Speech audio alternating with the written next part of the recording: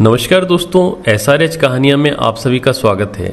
आज की कहानी का शीर्षक है अधम बालक। इसी तरह की नई नई कहानियों के लिए आप हमारे चैनल SRH कहानियां को अवश्य सब्सक्राइब करें। वर्षा के दिन थे, तालाब लबालब भरा हुआ था। मेंढक किनारे पर बैठे एक स्वर से टर टर कर रहे थे। कुछ लड़के स्नान करने लगे, वे पानी में कूदे और तैरने लगे। उनमें से एक ने पत्थर उठाया और एक मेंढक को दे मारा। मेंढक कूदकर पानी में चला गया। मेंढक का कूदना देखकर लड़के को बड़ा मजा आया। वह बार बार मेंढक को पत्थर मारने और उन्हें कूदते देखकर हंसने लगा। पत्थर लगने से बेचारे मेंढक को चोट लगती थी।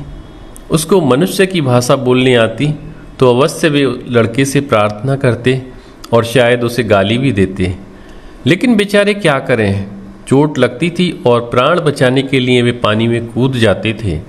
अपनी पीड़ा को सह लेने के सिवा उनके पास कोई उपाय नहीं था। लड़का नहीं जानता था कि इस प्रकार खेल में मेंढकों को पत्थर मारना या कीड़े मकोड़े पतंगे आदि को तंग करना अथवा उनकी जान ले लेना बहुत बड़ा पाप है। जो पाप करता है उसे बहुत दुख भोगना पड़ता है और मरने के बाद यमराज के दूत उसे पकड़कर नरक में ले जाते हैं। वहाँ उसे बड़े बड़े कष्ट भोगने पड़ते हैं।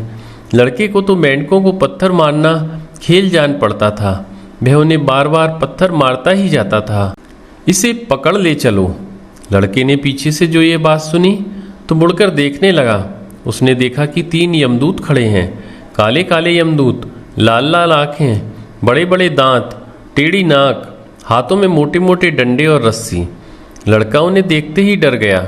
उसने ये साथियों को पुकारा, पर वहाँ कोई नहीं था। वह खेलने में लग गया था और लड़के स्नान करके चले गए थे। पकड़ लो इसे, एक यमदूत ने दूसरे से कहा। यह तो गुबरैले जैसा घिनौना है। दूसरे यमदूत ने मुख बनाकर पकड़ना अस्वीकार किया। मैं इसे नहीं छू सकता, यह बड़ा नीच है, मेरे हाथ मैले हो जाएंगे। तीसरे ने कहा, तब इसे फंदे में बांध लो और घसीटते हुए ले चलो। पहले ने सलाह दी। लड़का यह सब सुन रहा था। उसके प्राण मानो निकले जा रहे थे। उसने बड़ा साहस करके पूछा, मुझे कहाँ ले जाओगे?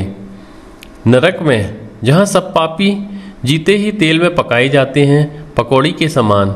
एक यमदूत गरज कर बोला, पकौड़ी के समान? लड़के को माता का पकौड़ी बनाना स्मरण आया। बाप रे, मैं पकौड़ी के समान पकाया जाऊंगा। मैंने तुम्हारा क्या बिगाड़ा है, मुझे छोड़ दो। लड़के ने गिड़गिड़ाकर प्रार्थना की।